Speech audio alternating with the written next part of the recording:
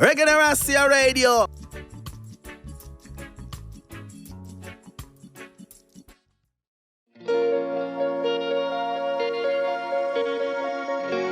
Yeah.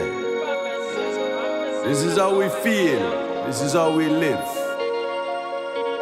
From Sao Paulo to the VI, right back to Brazil. Sattivus, Rockers in the Bambu Station. Yeah. Just joy, Universal love comes with harmony. So, how are you? Is everything all right? I'm good, man. I'm good. I have my health, have my strength, still have music. The family is good, so I'm good, So, you're ready to make a new album, I guess?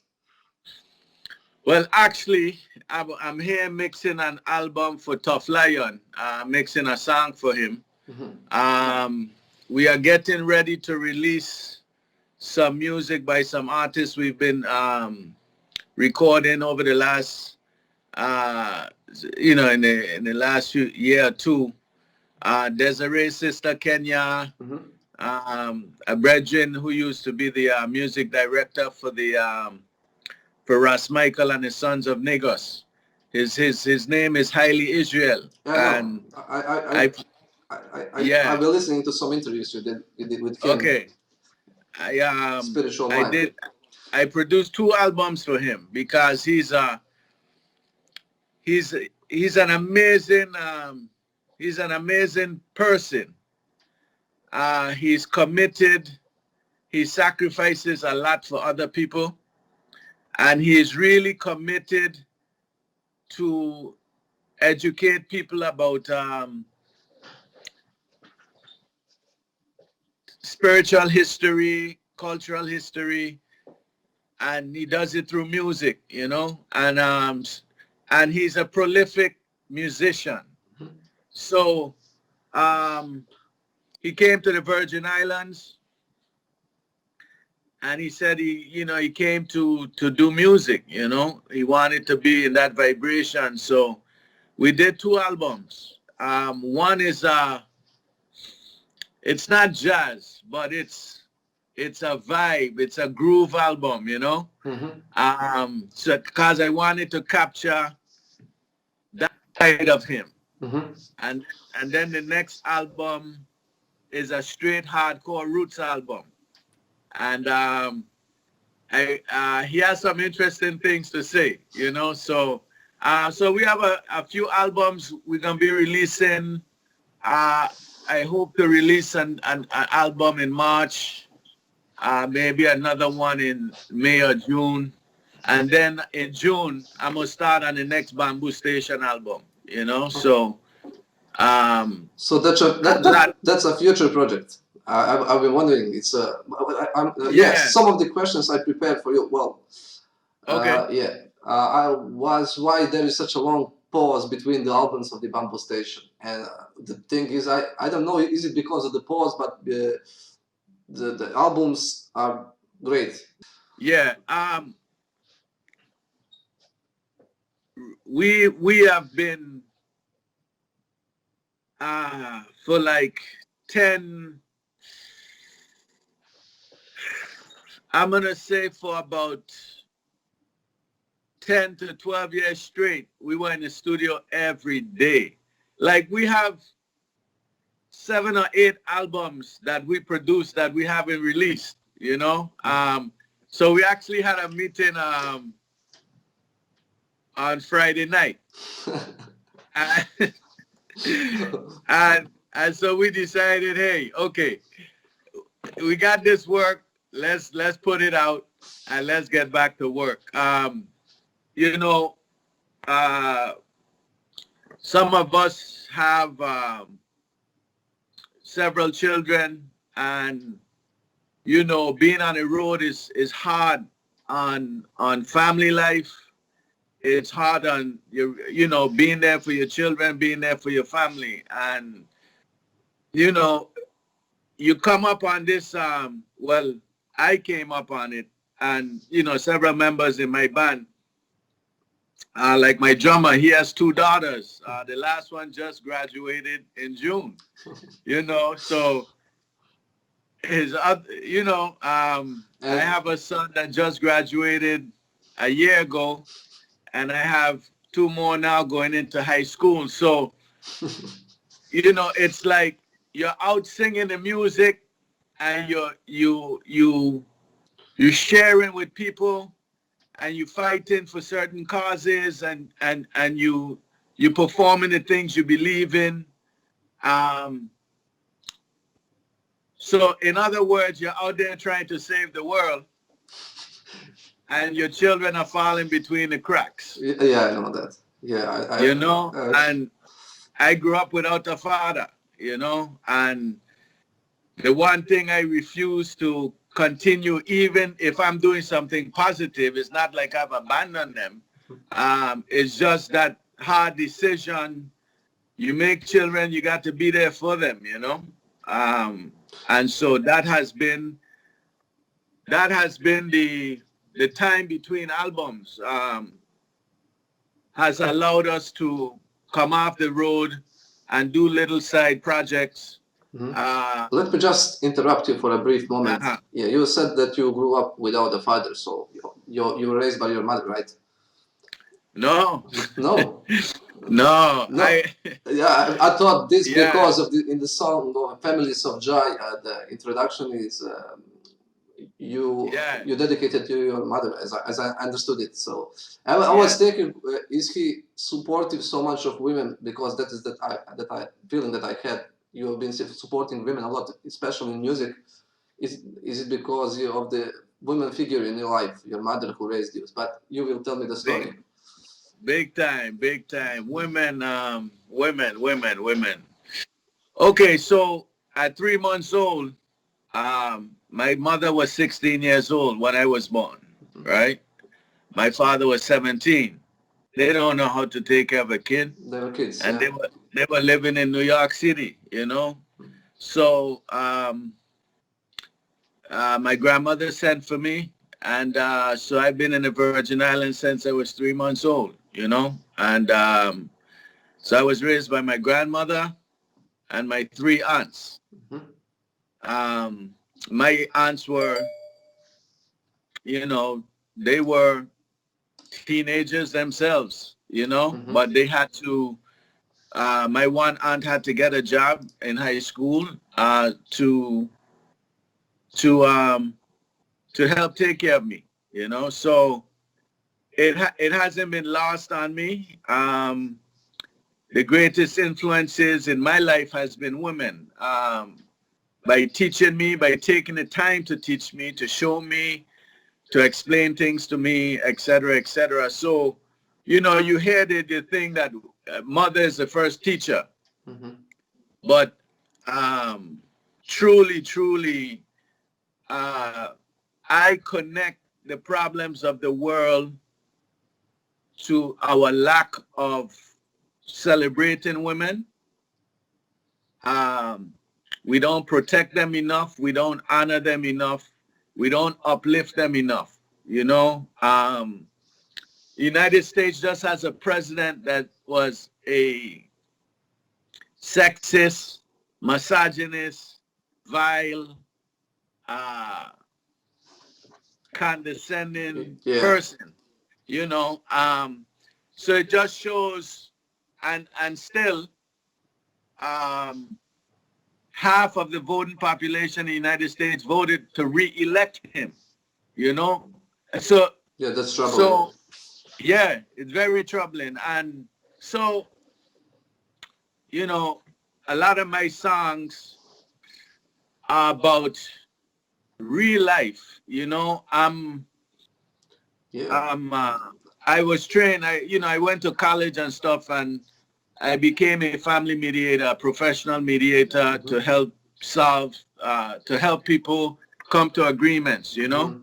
And so, you know, we in life, it seems like we become professionally what we needed in our childhood, kind of a way, you know. So my thing is about helping families come together, helping families heal, helping people heal. And that's why songs like House of the Living, Families of Jah, Brotherhood, you know, it's about, you know, I don't know it all, but I believe if we all share what we have learned, we can come up with that big solution in life, you know? And build a better community. Yeah, so I don't sit down, brethren, and write a song to write a song. Oh, I gonna write a song now. I write a song when I have something to say. When I am inspired. That's why I don't just jump on any music to write a song. I've never seen myself as an entertainer. I've seen myself as someone that want to help people. You know, there's enough entertainers out there. There are people I love to listen to, and they entertain me. But there are not a lot that give me the things I'm trying to give. You know, when Bob Marley said if you sit down and you quarrel every day, you're saying prayers to the devil, I say, you know, that's food for me as a 10-year-old, a 9-year-old. Why not help one another on the way, make it much easier? I'm reading these album lyrics and they're giving me food, you know. When Bunny Wailer in his protest album, he said, you have to give it a try, you know. You know, don't give up now. You have to give it a try. Those are solutions to help each of us move forward. So that's what I have tried, not what I've tried to do. That's what I do in music. That's what's natural to me. And so it's not about being this big artist and on every festival and stuff like that, because I would rather play a small club and feel than a big festival, and feel the vibe of the club and everything. I perfectly understand that. If you see, we give it our all the time, but when you see Bambu Station in a club, well, you know, I never wanted people to say, oh, that was a great show. I wanted people to leave saying, wow. That was and something. they have to go home and think. You know, they go home and feel, and they feel like they're on this high. Like last night, I experienced something, you know? And so that's why it's not an album every year. And I have spoken to artists, very popular artists. Yeah, no, And you are a popular artist, but you're talking, and my questions are rising, and I don't want to interrupt you, but my questions are rising. Okay. Yeah, you said about the small club. Is that where you decided? As I think I heard in one interview that you saw one band performing in the Virgin Islands, and that's where you decided to create Bambu Station, to found it. Which band was it? Interesting. It was actually in Washington, D.C. Oh.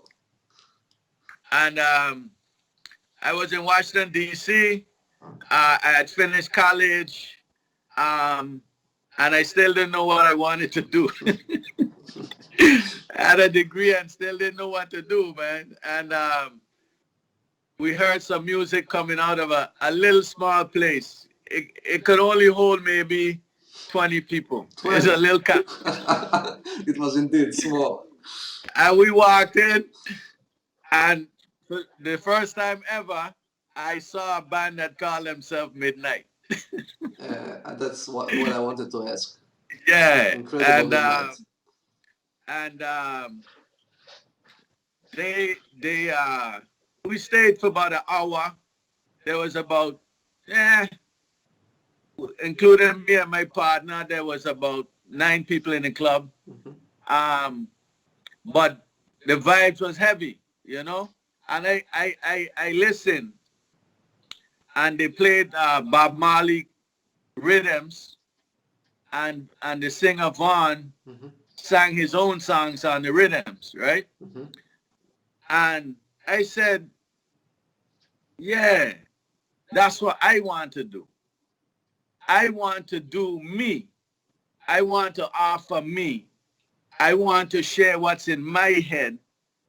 And it doesn't have to be verse, chorus, verse, chorus. It doesn't have to be 4 bars, 4 bars, 4 bars. It could be no chorus. It could be no verse. It could be one sentence repeated over and over like burning spear. Like, I never wanted to be in this format. I just had things in my head, and, you know, they're kind of different, you know. And you succeeded. And so, yeah, Midnite was the band I saw. It was Vaughn singing, his brother Ronnie on keys. One of my mentors was the bass player named Joseph Strauss. He played on Unpolished. He played on Seek Knowledge Before Vengeance. No. He played on Wrath Make Peace and Unpolished. And then the drummer. Those two are the best albums by them. But yeah. Did you meet later Vaughn Benjamin? Did you have a cooperation with them? Not really. No. Not really. No. No. You know, in my experience, Vaughn was I don't know how to describe him, because some things he supported that we were into, some things he didn't, you know. And but he was a big inspiration, you know. We recorded some songs with him that we haven't released yet. Well, that's big songs, man. That's extreme value now. Extreme value. Yeah, it is really. Yeah. But we didn't collaborate much. They were on the road a lot. We all lived in Washington, D.C. at the same time. Same thing with this other band, Soldiers of Jah Army. We were all in Washington, D.C. at the same time. Interesting. And, but you know, they want to go. Then they left to go back to St. Croix. So we didn't collaborate much, you know. And you know, yeah. I mean, that's about it. But phenomenal talent. You know, he come in the studio and just write. Yeah, you know, it was crazy. Yeah, so many albums. He just write. And but what I've said when I heard that, actually I heard Vaughn 2 times in France. It was really something I never felt in my life. And but when Vaughn unfortunately passed away, I said, okay, the Bambu Station takes the crown. But where is Bambu Station? I cannot, because people are really hungry of the Bambu Station. You cannot even imagine how many people in the Balkans like your music. Yeah, because we haven't heard so many bands from the Virgin Islands. That's another question I wanted to ask you. Why is Virgin Islands so rich with reggae music? Incredible artists come from the Virgin Islands. Sattivus, Iba. Yeah. You have said a lot in a little bit of time. You just said a whole lot. And let me start with Vaughn, you know, because Vaughn was an exceptional. He was exceptionally charismatic. He was exceptionally read. He read a lot. He was very sensitive, like picking up on stuff, picking up on vibes. He was a poet, you know. But seeing them before they got big, he was also a singer. You know, one night they were setting up in a club, and this sister was in there, and she said, all I know is revolution. Y'all don't sing love songs. Yeah. So Vaughn say, love songs, you want? So Vaughn went to the keyboard and started playing the keyboard and sang a love song to her, you know. Beautiful. And we just in the club laughing, you know, before other people came, you know. And so exceptional, man. And what Midnite did for the Virgin Islands is put the Virgin Islands on the map, you know. They weren't the first. There's a brethren by the name of Abijah. Yeah, I know. He released an album in 1979 called Abijah versus the Beast. And great album. But it didn't bring the attention to the Virgin Islands like Midnite did. Midnite slow so that you can digest Vaughn and what Vaughn brought to it, you know. So once they brought the attention to the Virgin Islands, then the little home studios, you know, having digital recording and Tascam and, you know, Roland, you know, we didn't have to spend big money to go in a studio. Man, we record in bathtubs, closets. I record Desiree standing in a closet between clothes, man. You know, and so, you know, we didn't go to school for sound engineering, recording, you know, engineers and all of that. But the energy in the Virgin Islands, it's, the question you ask is, what about the Virgin Islands? Why is it so much? It's hard. I don't think I have the answer to that, because St. Croix was colonized by at least 7 different countries. There's a whole generation of people from Puerto Rico that came to St. Croix. My drummer bass player Andy Llanos, his family is 60 years removed from Puerto Rico, you know.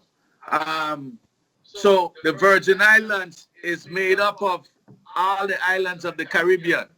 Because it's a United States territory, families would come there to get citizenship to then move on to the US. So Vaughn and his family, they're from Antigua, you know, not St. Croix. You have Dominicans, you have Barbadians, Bajans, you have Trinidadians. So the Virgin Islands is a melting pot of the Caribbean. So the different foods, the different customs, and we all didn't play the same music, but they all were percussive. They all were percussive. Here comes Jamaica with mento and ska and reggae. And while it came out of Jamaica, we all could relate to it because all our music were percussive, you know. The Virgin Islanders are also very prideful. My entire life, all my teachers look like me. My doctors look like me. My governor look like me. The senators look like me. So the oppressive spirit of racism, we were sheltered from that, living in the Virgin Islands. Because if we experience it, our response would never be submissive. It was always to attack anyone coming at us with racism. So, you know, all that melting pot, that stew of society and cultures and experiences. You know, what else? Slavery was ended in the Virgin Islands in 1848. However, we always outnumbered the Europeans that colonized those islands. So we had a lot more freedom to retain our culture than people in the United States, than Africans who were enslaved in the United States. So all of that is, all of that contributes to what comes out of the Virgin Islands, because and that's why we did various artist albums like Talking Roots and Chant of the Lions, because there's so many artists that we love that we wanted the world to hear. So we're gonna do it. We're doing it again. We have about 3 various artist projects that we're mixing right now to release. Great. You answered one of my questions. I was wondering about the Talking Roots collaborations, and but you answered that. Yeah. There's some heavy stuff coming. We did an album with all ladies called the Sundance Rhythm, all sisters, and so we're gonna release that. There's a various artists album called Inner Light. I listen to that over and over, man. There's some songs down there that's just, they're breathtaking, they're deep, you know? I just recently discovered that there are some songs with you in it by the name of Jalani Horton, not the Bambu Station. I was following Bambu Station, but your own work is yet to be discovered by me. I was also, well, I'm going to ask you, I think, about the albums of the Bambu Station. Yeah, well, my favorites are of course, the One Day and the Children of Exodus. But there's a big difference between those 2 albums. One Day was a bit, it was strong, a bit, I wouldn't say aggressive, but it was fire in it. And literally there is a song Fire, which I really, really like. And what did Jalani feel at that time when he was writing that album? I want to understand that, because and your listeners as well, they want to understand your music. What did you feel when you made One Day and Children of Exodus is more relaxed? It seems like you find your way in life. That's what I feel, and that's what I want to know. Yeah. Great observation. When we did One Day, it was raw energy. Our good friend was the bass player in Midnite after Joe Strauss. His name was Phil Merchant. And he was in DC, and I went to a store and I saw an advertisement for a credit card. So I applied and they gave me a credit card, man. I was like, what? So I saw the machine that the brethren, the singer by the name of Batch. Yeah, I know. Batch is a great artist. Batch recorded a song for us called Amadou Diallo. And I saw the machine he used, so I decided to get a little bigger one with my new credit card, you know. And I went home, plugged it in. I didn't read any book. I saw a red button. I saw a button say play. Plugged in some mics, and we started recording. It took me 3 or 4 days before I realized there was a thing called undo.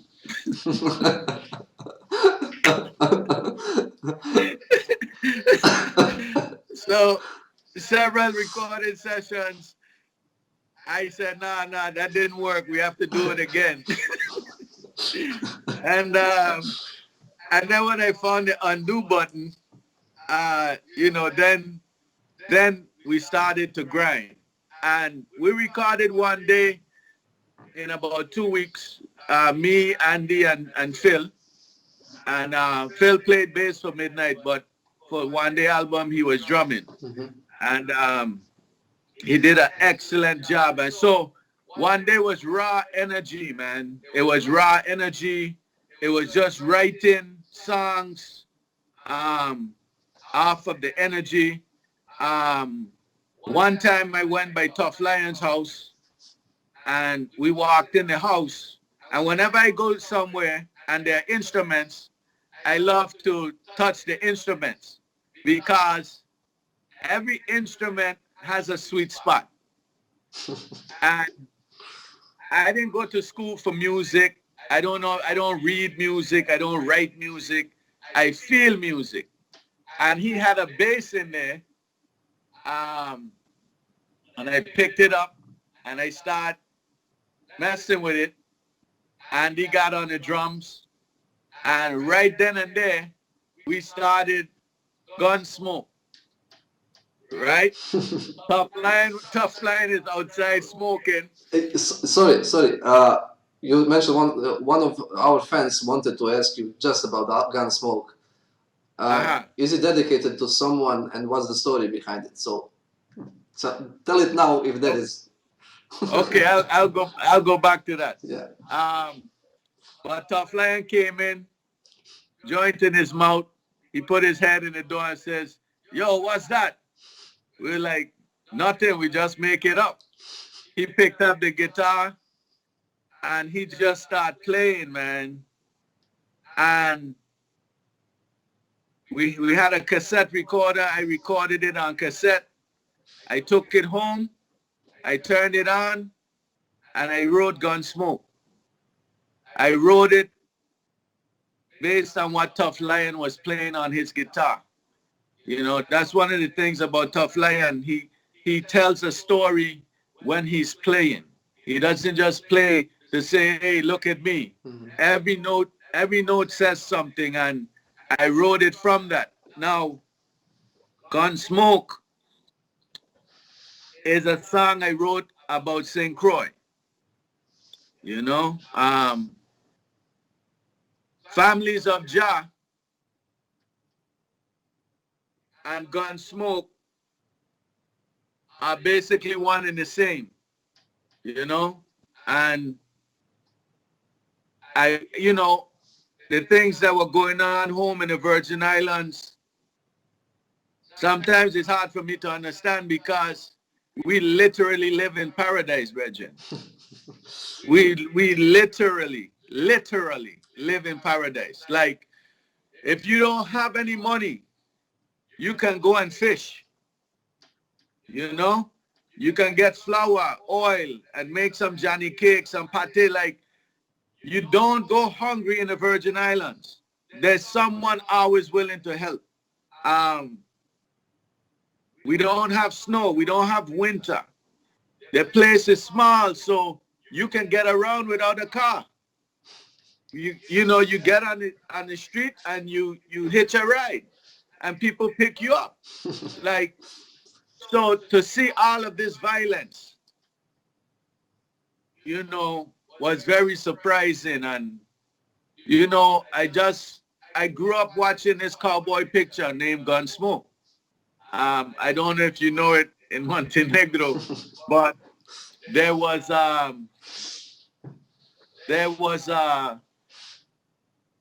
character on the movie, on the show called Gunsmoke. His name was Festus. Festus wasn't no bad guy, but he had big bow legs. He was a cowboy.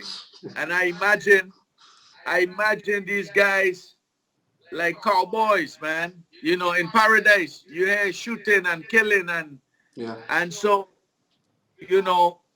I went to college in the South, in North Carolina in the United States, and we had some experiences with the Ku Klux Klan, which was new to us because there ain't no Ku Klux Klan in the Virgin Islands, Yeah. And so I kind of married my experiences into what was going on at home. You know, you're not part of the Ku Klux Klan, but you're just as deadly. You know what I mean? You want to be a gunman, a bad man. You know, when I went to Jamaica, I didn't even make it to Kingston. I was in Montego Bay. And what I experienced there was kind of a culture shock. I saw real poverty. In the Virgin Islands, we may be poor. I didn't grow up rich, we were poor. But it wasn't that desperation poverty. You know? My brethren them were in Kingston and they came down to Montego Bay and we went to the Some Festival. And they was telling me about Kingston. You know? I had a chance to talk to Buju. What was the brother's name? Merciless. Some artists that we promoted back in the day in the Virgin Islands. And they would tell me about their lives. And they spoke of abject poverty. Poverty that breeds desperation. So I can understand the violence, the survival mentality that comes out of that. In the Virgin Islands, no. It's pride, it's ego, it's laziness, it's ignorance. Let me just ask you, are you talking about Montenegro? Yeah, we are small and we are everything you mentioned is just like that. And we also live in a paradise here. Really? Yeah, this is wow. We are at the coast, we have a beautiful sea, beautiful nature, ecological country, the only ecological country in the world, I believe. So yeah, wow. Yeah, and they're lazy, proud, and people are really tall, and everything is very interesting. Wow. When you are talking about those characteristics, he's talking about Montenegro. Yeah. But that's what Gunsmoke comes out of, you know, just marrying the show from my childhood that was called Gunsmoke, the Ku Klux Klan, you know, gangster. Gangster is what they want to be, might as well them wear white sheets, you know. As the same result, you know. Mothers crying over graves, you know. Simmer down, youth man, life can be so great, you know. So I hope that some one of those words can help somebody that's in a desperate situation, you know what I mean? Like Bambu Station said to hold on, you know, life can be great. Let me try something else, you know?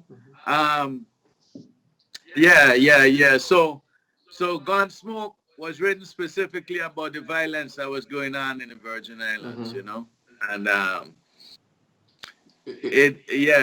we get a lot of requests for that song. Well, you injected powerful feelings into it, and the result is such. You now have to bear the consequences of frequent requests. And so that album is raw energy.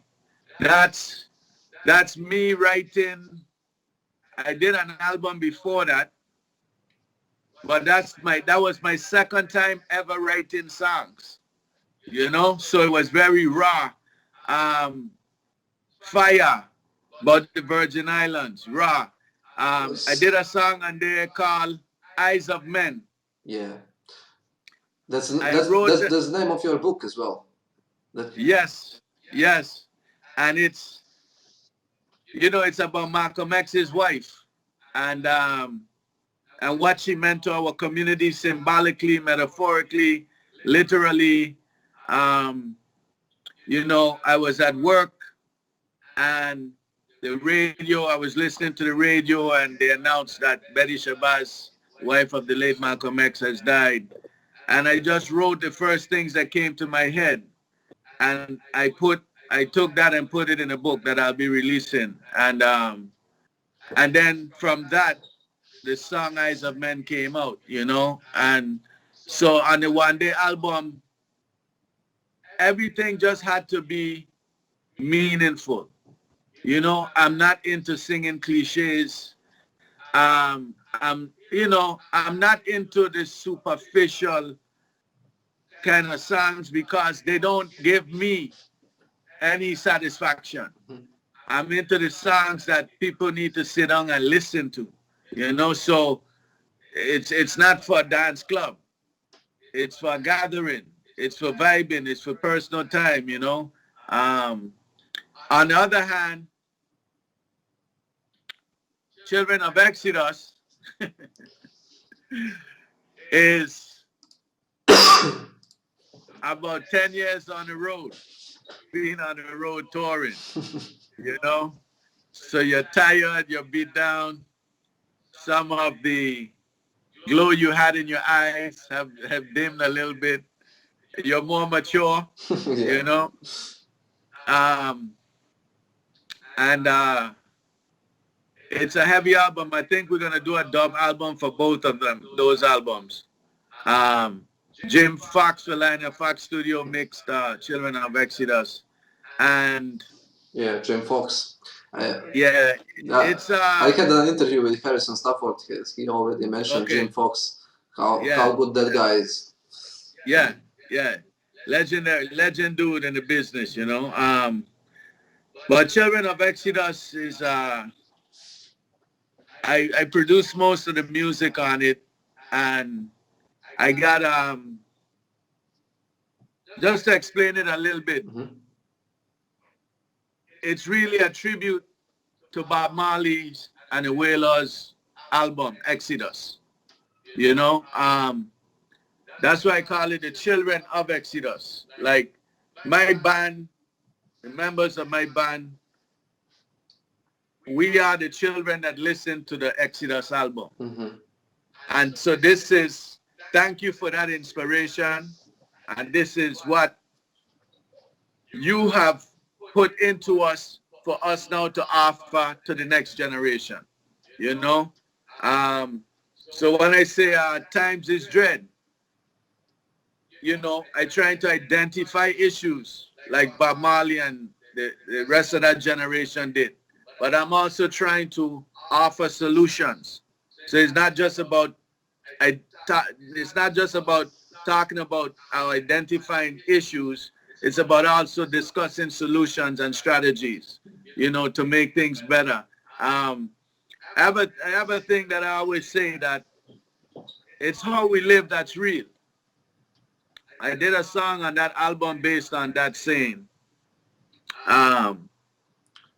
And the song is called Because Them Says So. And my first line says, don't tell me what you believe, I will see how you live. Don't tell me what you're going to do, I will see what you give. You know? And that's why for me, religion doesn't matter. What you say doesn't matter. What you do makes all the difference. Yeah. You know, no matter what religion you are, if you are hateful, if you are vindictive, if you are evil, if you are dishonest, yeah, you know, who cares what religion you are? The rest of us are victims to your foolishness, you know. So I try to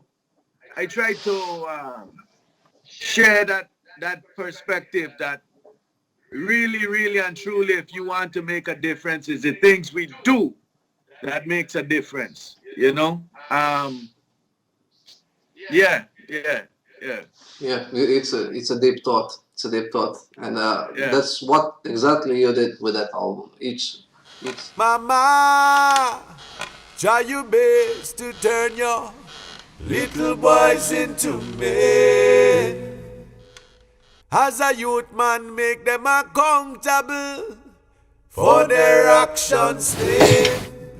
Show them love, but I cringe when them destroy other people's children. Mama, I'll pray for you and your big need them. Mama, I'll pray for you and your big need them.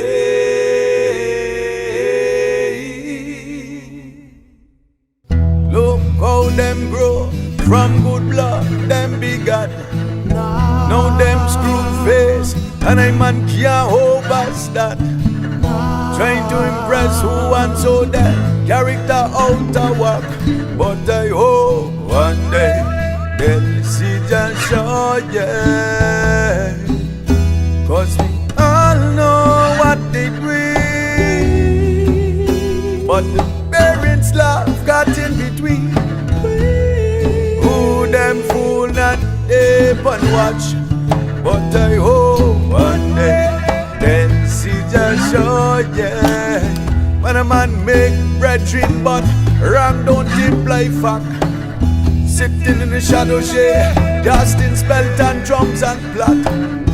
Confusing get the origins with lifestyle keep intact. But I hope one day they'll see just show, yeah. Cause we all know what they doing, but the parents' love got in between. Who them fool not they but watch. But I hope one day they'll see just show, yeah. Cause we all know what they doing, but the parents' love got in between. They're destroying families, yeah, yeah. Families of Jah. Families of Jah, families of Jah, families of Jah. Driving Escalade with 24-inch rims at that. Now them got a boat, lad, it's so big it's a yacht. Sitting on a tree all day, wasting time in foolish spot. But I hope one day they'll see just show, yeah. Cause we all know what they doing, but the parents' love got in between.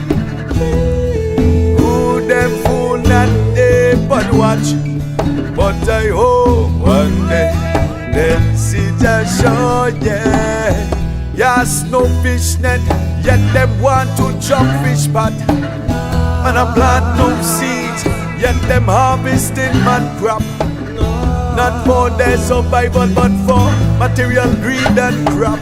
But I hope one day they'll see just show, yeah. Cause we all know what they doing, but the parents' love got in between. Who them fool not they but watch. But I hope one day they'll see just show, yeah. Cause we all know what they doing, but the parents' love got in between. They're destroying families, yeah, yeah. Families of Jah, families of Jah, families of Jah, families of Jah.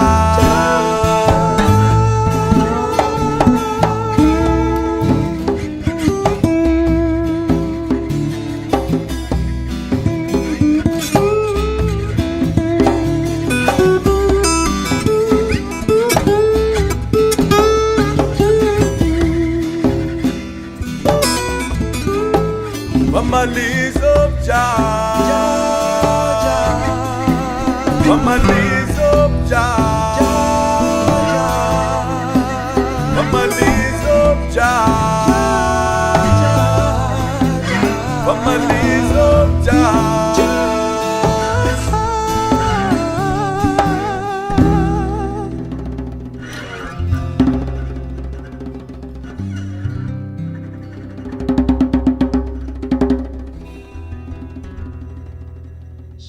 Each song is really specific, and Mhm. I think the Bamboo Station was really not promoted that much as the other music, and you did deserve it. And there will be an echo in the future with what you did, and it will be much more recognized. I'm absolutely sure about that. So I'm really glad Yeah. that we are having this conversation. Yeah, Yeah. but I also wanted to reverse one thing you said about Bob Marley's Exodus. Yeah, that's what he did with his music, and too bad it didn't go that way for his children. I will just say that because Bob Marley sons are not producing that kind of music, and and there is no such heritage, and that whole product today is a bit. Well, um, I don't listen to much reggae music, or I normally don't listen to reggae music. Um, but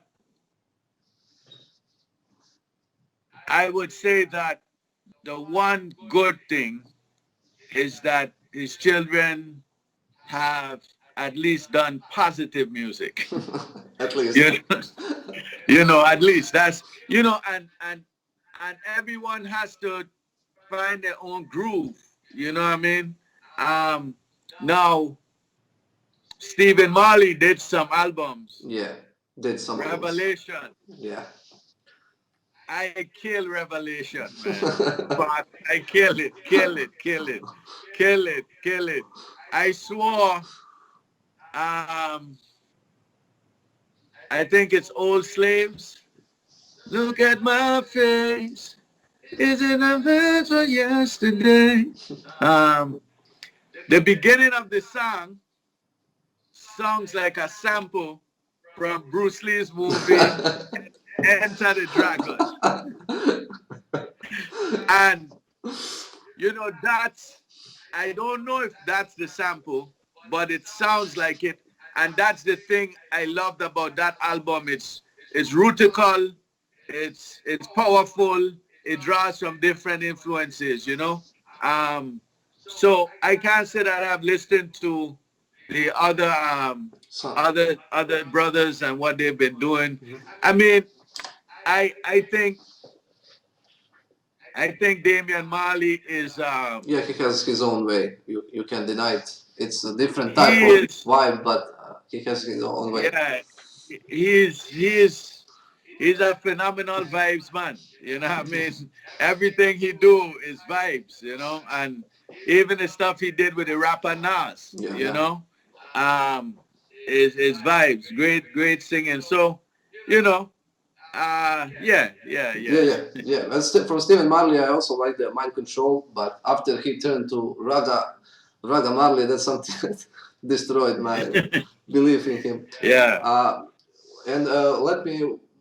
What are your thoughts about about the recent passings of some of the great artists like Delroy Washington, Apple Gabriel from Isra Vibration, Bob Andy, Bobby Digital, Uroy, Vaughn Benjamin? They're going so fast recently. So how and Yeah. all this Yeah. Corona crisis, how this affects you and your work, and how do you see the world in this situation?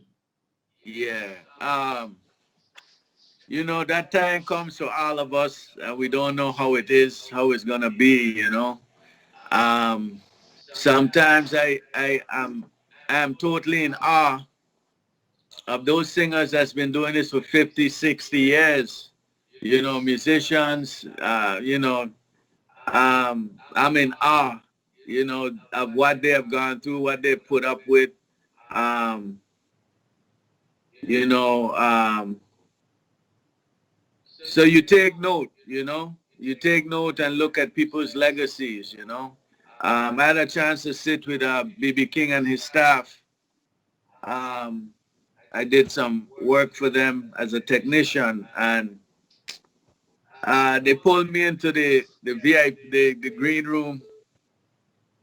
Sorry, Uh, hold on. no problem. Take it easy. Somebody here calling. Mm-hmm.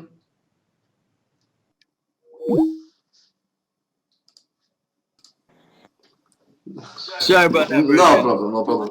All right.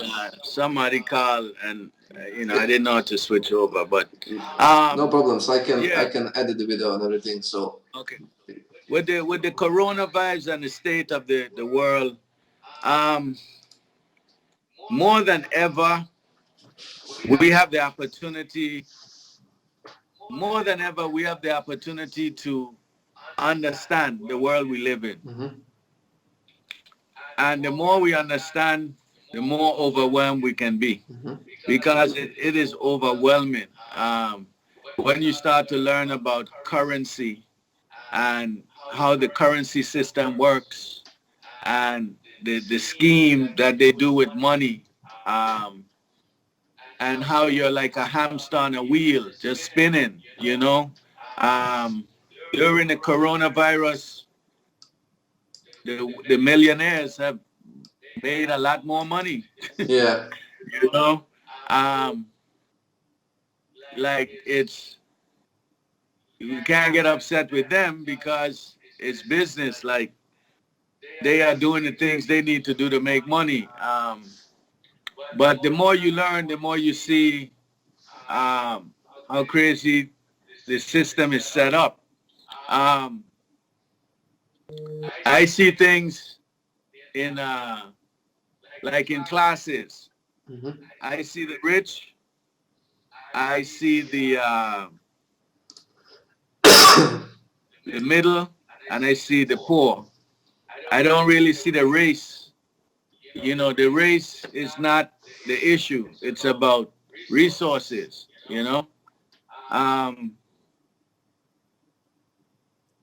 The corona have magnified what we are.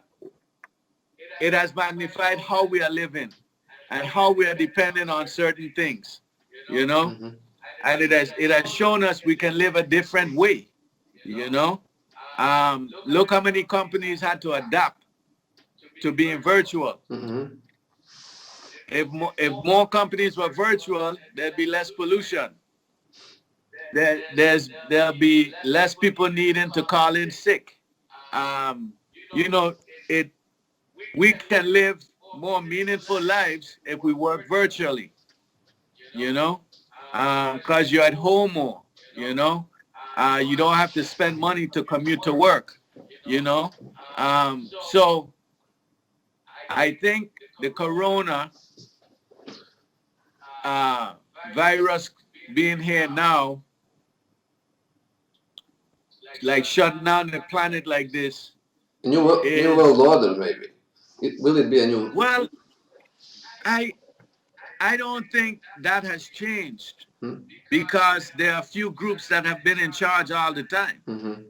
So to me, it's not a new world or a new world order. I just think some things are now coming to pass. You know what I'm saying? It's coming to pass. I don't know if Bill Gates is trying to kill people, depopulate, the earth. I don't know if Corona is real. Like, there's so many theories out there, right? I stay in my house. I don't go anywhere. I know some people that have gotten sick, I know one or two people that have died. Is it from Corona? Don't know, but something is going on. Yeah. And the rest of us have to use this opportunity to develop strategies to become less dependent on the system. We should be buying food together. Why aren't 5 families coming together every month, putting up money together and buying big bags of rice, big bags of this, big bags of that, so you have enough to store away in case of emergencies, in case of natural disasters, in case of pandemics, and et cetera, et cetera. Like, this corona is not a surprise, because in 2014, I saw a report from the Obama administration talking about there's a pandemic coming, you know, Mm-hmm. whether it was intentionally done or Mm-hmm. it's a mistake or whatever it is, it's here. And some people are prepared and some people are not, Yeah. you know. But it let me go a little bit to Donald Trump. Mm-hmm. Donald Trump hurt a lot of people, but what I like about Donald Trump is that he made you make a choice. You with him or you against him? Plain and simple. Plain and simple. You racist with me or you're not. Plain and simple. Yeah. We are unethical or we are ethical. And he made you draw the line. He made you make a decision. He made you question everything you believe in. Really. And I think, you know, until we hit the bottom, we really don't understand what the bottom is, you know, and it could have been much worse. So, Corona is one of them things, man. You should learn from it in moving forward, you know. Like, even though we're gonna release these albums, we're not gonna be doing a bunch of touring when things open back up.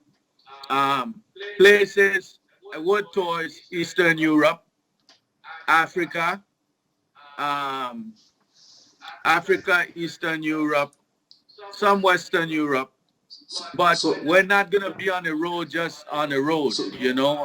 so you're going. We're gonna You're going. we're gonna we're gonna sponsor a venue here in Washington D.C. and it's called the House of Bamboo. Mm-hmm. And every month we're gonna have a show featuring a Virgin Islands artist. We're gonna stream it, you know. But our thing is, if you want to see Bamboo, come to us. We ain't trying to travel. We ain't trying to put chips in our hands and, you know, a vaccine passport. You know. So we're gonna just set up shop and do what we do and share with the people, you know. That's great. That's great news. But in the future, you will be touring across the Europe. You said, is there a possibility that, well, actually, we are planning to make a music festival. We already do have a music festival in Montenegro, but we are planning to make a bigger one and created by the true fans of the reggae music. Our radio show exists for almost 20 years, but there was like a flow of reggae music that it's losing a bit of its. It was peak was back then when we had the Echo Festival in the Belgrade 2003, but the other music scene and the commercials and stuff, they affected the generations, and reggae is going down, but we believe it will be another peak soon, as especially after the crisis, people start to feel those social things. Correct. And start to listen to the words and to understand music more deeply. That's what we are expecting. Correct. Yeah.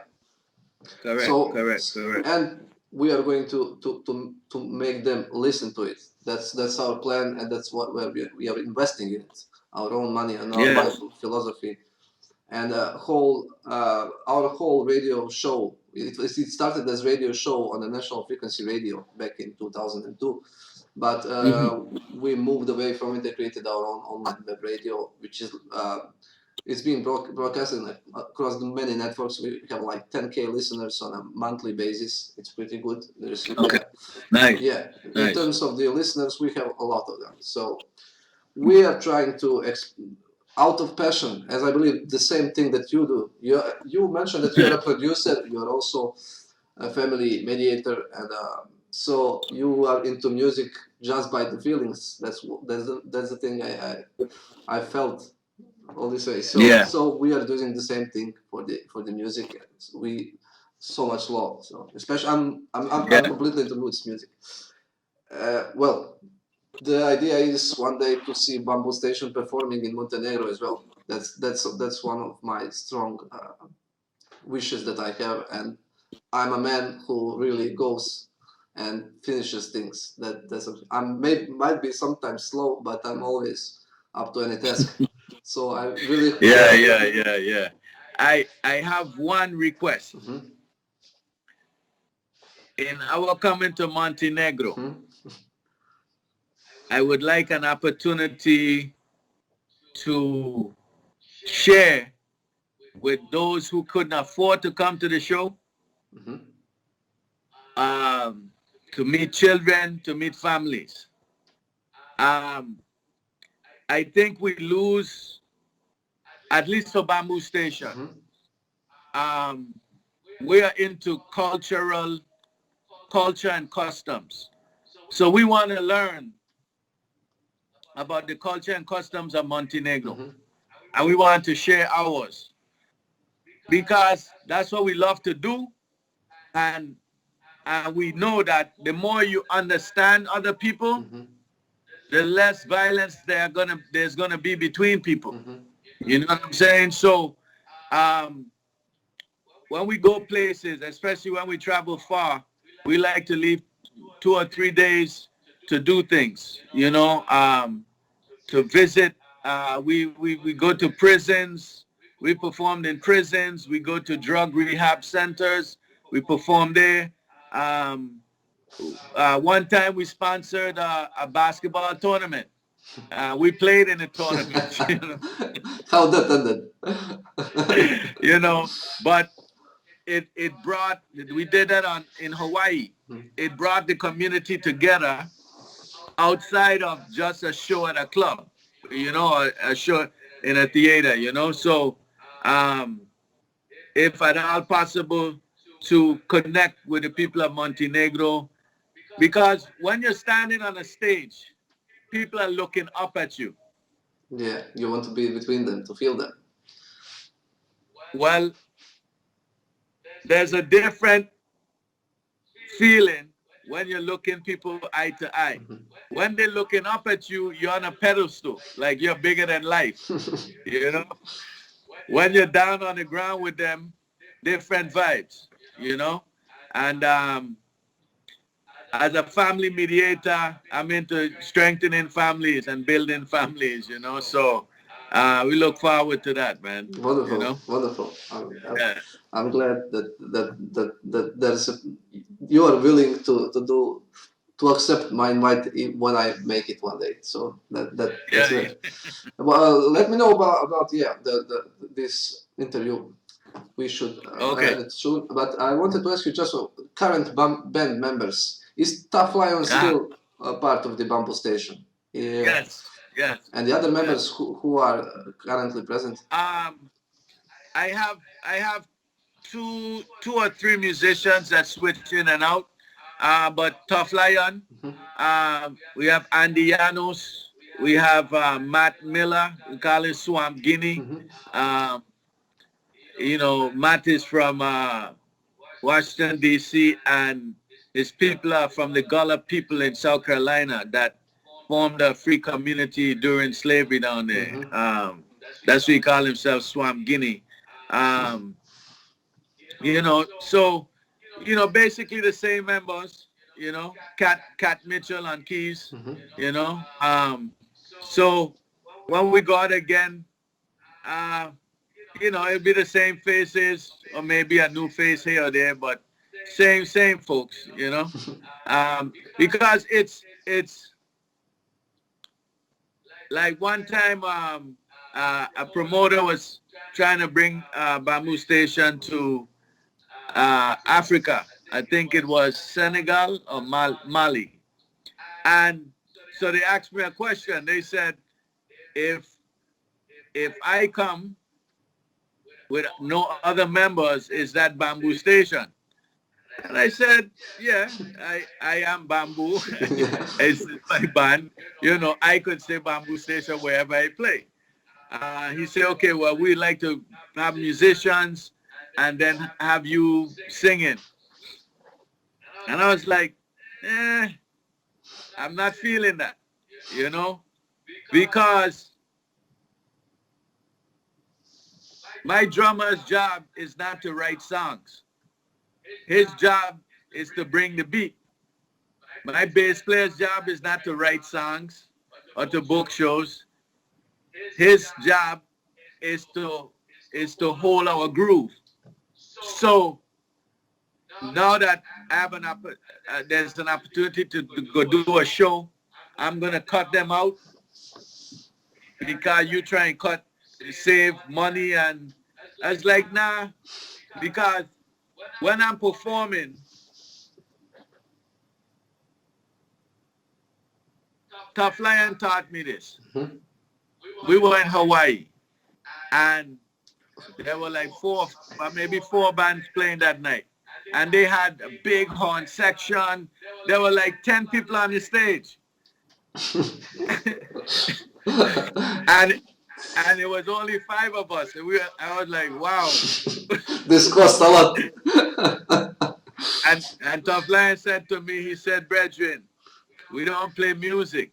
We play the vibe. And over the years, I've come to understand that.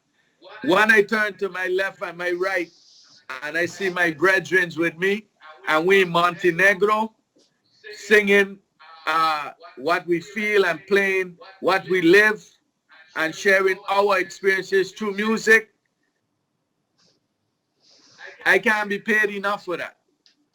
Because that feeling, it's like we are rolling as a family when we can roll. You know what I mean? Some people might have to go do other things. Okay, cool. But, it's important to see these people that sweat with me in the trenches, that sacrifice with me, that slept on buses, slept on the ground, didn't get paid. That's powerful. That's meaningful, We did a show in Germany. Mm-hmm. Kimsey Festival, and Joseph Hill for Culture had passed on the previous Thursday or Friday. The show in Germany was on Tuesday, so they didn't know whether Culture would go ahead and perform. So we got to the show, and I looked at the lineup, and it was Matisyahu, Bambu Station, Culture. And I'm like, why are they putting us between this legendary act whose founder just died, and it will be the first show without him, and Matisyahu, who have a bunch of money behind him and a bunch of fans. I said, nobody in Germany know Bambu Station. But I was like, cool. I went out, I look at the crowd, I write down what songs we're going to play. And I never do the same songs every show. Every show, I change the songs, right? Mm-hmm. And Matisyahu came up, we went on, and we ended the show. Ras Aiba was with us. We ended the show, and we was leaving the stage, and the crowd was chanting. And one of the brethren from Culture Band said, yo, they're calling you for an encore. And I was like, wow, okay. So we went back out, we did a song, and then I called Aiba back out, and I told him to sing a song to close out our set. Mm-hmm. It's no big deal for me to let somebody else get blessed on our show, So Aiba did the last song for our set, but it was amazing to see that. I know everybody wanted to see Culture. This is the first time Joseph Hill will not be there. Mm-hmm. But they still call us out for an encore. And it just spoke to the vibe we play. We play the vibe. We feed off of each other. We have a great time, and we give our all on that stage. You know what I mean? And it's nobody else's vibe. It's our vibe. And it's what we have to offer to this big story, this big song in the world, you know. And so it's yeah. So vibes, passion, realness, that's everything for us, man. You know, it's everything for us. So, you know, the music industry is very difficult because you are depending on other people to provide you income for you to take care of your family. And there is racism, there is classism, and there is prejudice against somebody who ain't a Rasta. Yo, many times we just end up laughing when we see the dynamics playing out, you know? Like I stand in next to a brethren and they would walk by, and because he have locks, they would say, yes, I. And they would hail him up, but they wouldn't hail me up. And we standing next to each other. And we look at each other and just laugh. Like, people walking with these prejudices, they never knew really how to they never really knew how to, they never understood Bambu Station because they were where they were at. You know, the leader of Bambu Station doesn't look like them. I don't smoke, you know. I don't drink, you know. But it's no problem for me to sit down in a circle of smokers and just pass the joint. And we keep talking because brotherhood, fellowship, unity is not about a joint. It's not about a band. It's about what we're doing to empower each other, to help each other, you know? And so, you know, Bambu Station has endured a lot of prejudice in the industry and everything else. But, you know, that's how it is. So we have had to be strategic, you know, and when we travel, you know, and releasing albums and stuff like that, you know, so.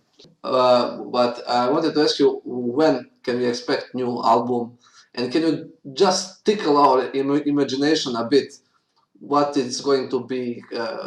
What's the content of that album? And can you give us a just sweet hunch about it? Yeah. We're going to start recording in June. You know, it'll probably be finished by the end of the year. After I listen to it a million times. But right now, I'm calling the album Paganism. That could change. But I had an experience because I've been teaching in high school for about 8-9 years now, and I've had some What do you teach? Great experience. History. Oh, wonderful.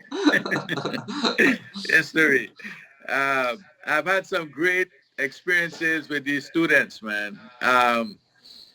You know, when they see me in videos, when they hear my song, they see me on an interview, they come to class and they didn't know, and just different things. So I wrote a song about one of those experiences, and it's called Pagan, you know, and it's not a religious album, but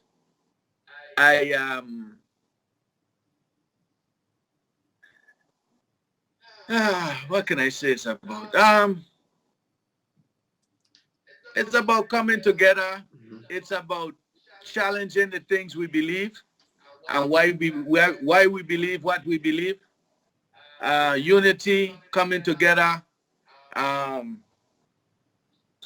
Some of the things we don't understand, like dreams, you know, dreams that we may have in our life, and we wake up and we don't understand it, and you know, so it's it will be a little raw. It will be a little raw. I have a song on there. I know I'm gonna get some flack for, but I don't mean it in a bad way. You know, I'm talking about, okay, jazz, rap, um, rock and roll, blues have all been taken over by white artists, white promoters. Here comes reggae. And so I wrote a song to show the other side of that coin, you know, and I'm going to say it in a way that the names I'm going to mention, because I wrote the chorus and one verse and I just put it down. I want to keep it raw. I didn't want to sit on it for a long time. I want to keep it raw. So I know they're going to feel a way about it, but it's like the Black Lives Matter movement. People don't understand the impact of what others are going through until it impacts them. That's right. So I'm writing a song to show you how we feel, you know, and what's going on for us, you know. Not that you can do anything about it, but this song will help you understand, you know. So it will be a typical Bambu Station album. You have to sit down. Wonderful. That's you have to sit down and listen to it, you know. So that's what we expect. I believe I can talk in front of audience right now. Well, well, thank you for this wonderful interview. Yeah, many thanks. Much thanks for the interview. I haven't done a lot of interviews in the last 5-7 years at all, maybe one or two. Yeah. But I appreciate it. I appreciate the listeners in Montenegro and on the internet that listen to your radio station. Really appreciate the support of not just Bambu Station, but the culture of reggae music, the lifestyle of reggae music, because really and truly it is a music for people. You know what I mean? It's a music to unite people, to educate people, to love people, you know, and it's important, you know. So we look forward to it, and anything y'all need, just reach out and we will see what we can do, and we will keep you up to date on what's going on with us, you know. Thank you, Jalani. It was absolute pleasure. I could talk with you endlessly, but we need to make a point somewhere and but I hope we'll have more time in future to talk about some other stuff. Yes. Thank you very much. Stay blessed, Jalani, and thank you very much for this. All right. Blessed. Take care. Bye-bye. All right. Yeah. Reggaeneracija Radio.